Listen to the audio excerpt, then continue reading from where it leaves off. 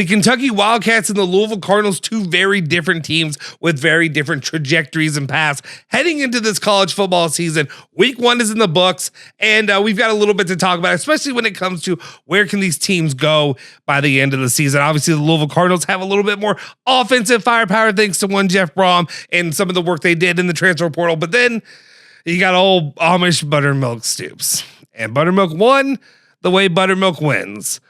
But that doesn't say a lot for where this team is headed. And it also gives me one reason to demand these two teams must play at the beginning of every college football season. I'm tired of the end of it. Stick with me. We'll talk about it now.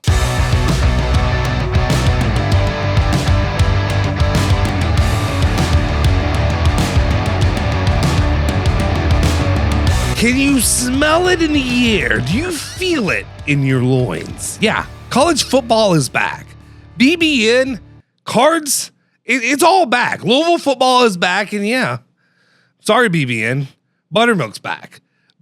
He's back again. Sorry, until you're going to pay out the 30 whatever million dollars it's going to take, he's back, and that means you got more Amish offense from Mark Stoops, but on the bright side, he won a game that a lot of people were picking you all to lose.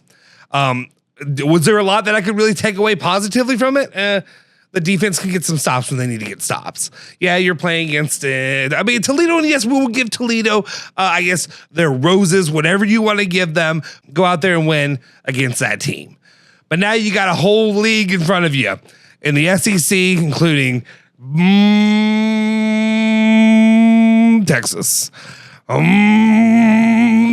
Ole Miss. That's the train getting ready to roll. And that's once again when the Cats are going to struggle against playing a lot of these SEC teams. And of course, in the end of the year, when they will have to take on their rival, the Louisville Cardinals, and one Heffy Brom. And Jeff Brom got the season started off once again in a good fashion. It's all a lot of the things that I wanted to see as a fan, as a Louisville Cardinal. One of the things that I was looking for coming into that game against Eastern Kentucky, and it was really put on an offensive display, show off that firepower in the very first half of the game.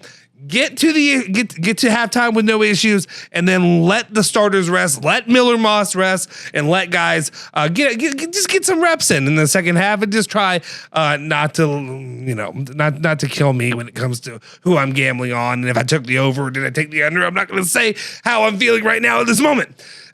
But anyway, as for positives, plenty of positives in the Louisville game, though some negatives as well. The sloppiness at the end there by Miller Moss does give me a little consternation and does make me worry about what will happen throughout the rest of the season. But again, you got out of there, got out of the mess, and you felt good about what your team can do and what a lot of these big playmakers can do in the long run. Isaac Brown, Duke Watson, Miller Moss, all those guys showing out. That's exactly what I wanted to see getting into it. And I'll be honest, not going to do a lot of recap or breakdown of the very first two games for Louisville and Kentucky going into the season.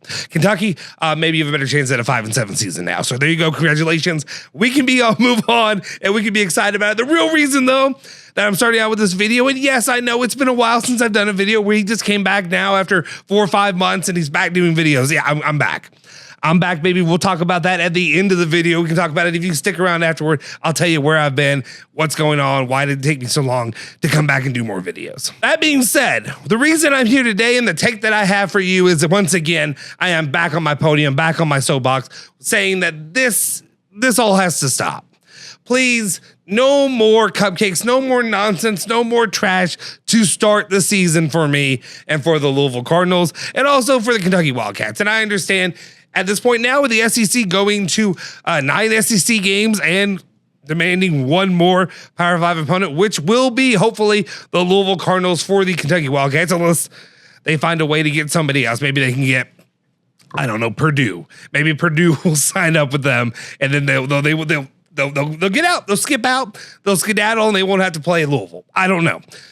But for now, it certainly appears that Louisville, Kentucky will continue to play this rivalry, and that's one reason why I'm standing here demanding that you all please move the Louisville, Kentucky game back to the start of the season, back to the very first game or the third game. I know sometimes they like to do that at, out down in Commonwealth, Kroger Field, or whatever you want to call it now. I'm done. I'm done with the end of the year game. Nobody cares about it. There was a lot of hype 10 years ago when it first moved. It was like, now we're big boy football.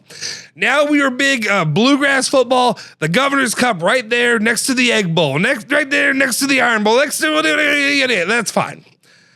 Nobody's ever, no other teams, no other part of the country is ever acclimated to that. Nobody else has looked at us and said, thank God Louisville and Kentucky are playing right now. Instead, they said, no, I'm going to go watch the Egg Bowl. I'm going to watch the, I understand the Egg Bowl usually on Thanksgiving, so whatever. It's not that game. But all the other games, they're going to watch those instead. They're watching Bama and they're watching Auburn. They're watching Florida and Florida State, even when Florida State's worse than you, than both of the teams that you have. And I understand, especially for the last few seasons, and I can throw clips up there. That's fine. We can throw clips up there of the good games that have happened. Obviously, a lot for BBN, but I'm sorry, BBN. A lot of this has been done because of Scott Satterfield.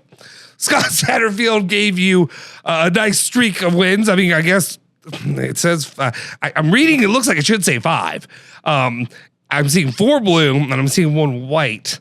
From 2021. I don't know what happened there. I'm not going to be the guy that's going to play the game of saying, I can't. Put the banner back up. Put 2013 back up. I'm not going to be the guy to say that one didn't count because that was an ass whooping of epic proportion by Kentucky and Mark Stoops on old Scott Satterfield. Anyway, but my main point here is I feel like as a fan, and regardless of if you care, if it's like all the big boys play on the last game of the year, that's the way to end it off.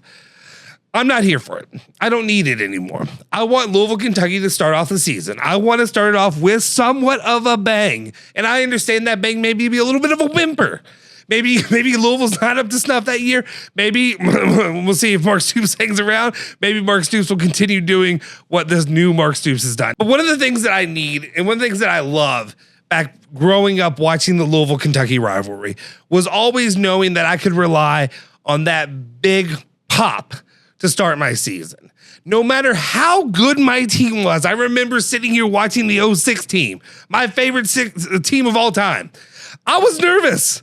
Somehow there were jitters, there were nerves, and then Kentucky did what Kentucky does, and maybe some dirty plays, and Michael Bush goes down, broken leg, and who knows? Maybe that ruins an entire season for me. Maybe that's one reason why Louisville doesn't have a national championship. I will die. I will die on this grave that if Michael Bush were there for the team for the rest of the season, I think Louisville wins the national title. I think they go undefeated.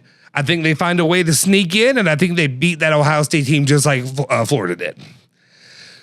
All that being said, I just think the universe, the college football landscape in the bluegrass is so much better when the Louisville Cardinals and the Kentucky Wildcats are playing in the beginning.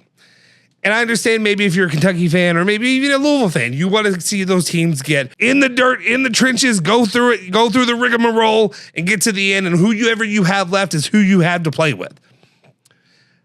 At the same time, I would much rather see both teams top of their game, everybody healthy, ready to go, fired up, day one, everybody prepared, lay it all on the field and see what happens.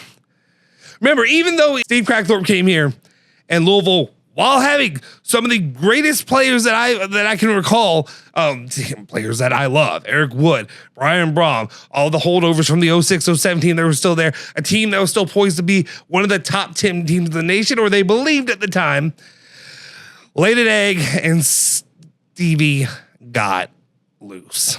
These games can happen at the beginning of the season, at the end of the season, whatever.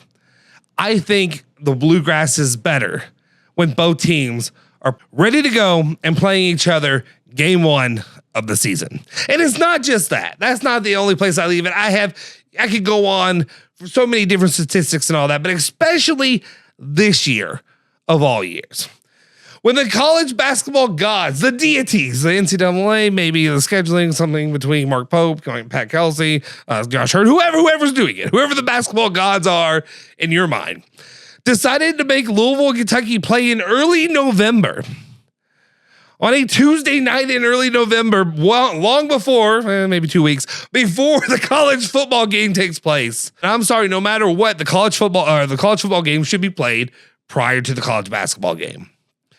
Whoever wins that college basketball game doesn't get to enjoy it nearly as much as they normally would during the depths, in the middle of December when you're cold and you know that you've got the rest of the off season, you got the rest of the summer to hold on to that bad boy. Now instead, for all intents and purposes, Kentucky is favored at this moment. If you're a Kentucky fan and you get that win, that just kind of erases that quickly. It's gone. You got 2 weeks. You got 2 weeks of bleep talking. And I understand. I know BBN. They got forever bleep talking. They never stop bleep talking. But at the same time, if you want to enjoy it, especially if you're a Louisville fan, like, that's great. Okay, so say Louisville wins that game.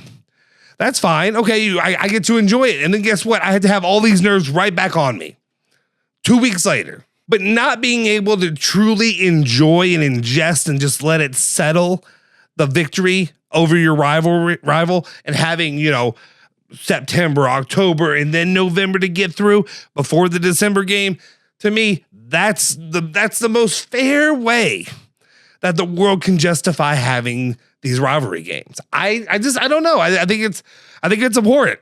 I think it's an important decision. I don't think these games should be played that close together. I think regardless of who your team is and who wins that game, the losing side needs to be able to sit in it for a while. And yes, I get it. Louisville could win both. Kentucky could win both this year. We'll see. We'll see. Louisville can sweep both. And yes, at that point, then Kentucky fans really have to sit in it. But to me, it's just not nearly as enjoyable. It's just wham, bam. Thank you, ma'am. Let me know your opinion in the comment section down below. All right, if you stayed around this long, I'll tell you this. Here's just basically what's been going on. I know a lot of people don't care, don't really know. That's why I'm going to leave it here, because you don't care. But anyway, I've had a few things happen over in my lifetime. Little couple changes here and there, doing some work stuff, but then also just welcomed the new child into my life, my baby girl, my sweet little baby girl. So yeah, the Justin Sofro is changing. Life's changing for me. I now have this sweet little girl, this doting little ball of cuteness and kindness and whatever. I had two boys that were easy to be hard on and be like, I'm just going to get ready for football. Get ready for football. I don't care that you're 2 years old. Get ready for football. We're practicing football.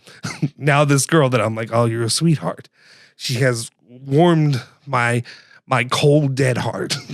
So at this point now, you're getting a different Justin Sofro.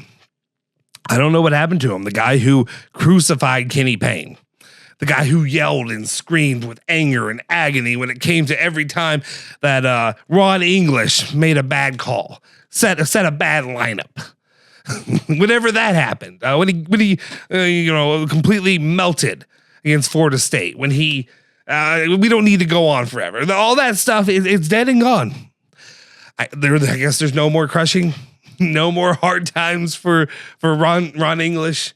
Pat Kelsey will get nothing but just smooching, just loving up PK, because that's who I am now. I'm soft. Well, soft, yes. This has always been soft, but even more soft now. And just enjoying where the college football season will go. And we'll see. We'll see. Maybe somebody can bring it back out of me. Let me know. Maybe it's one of you.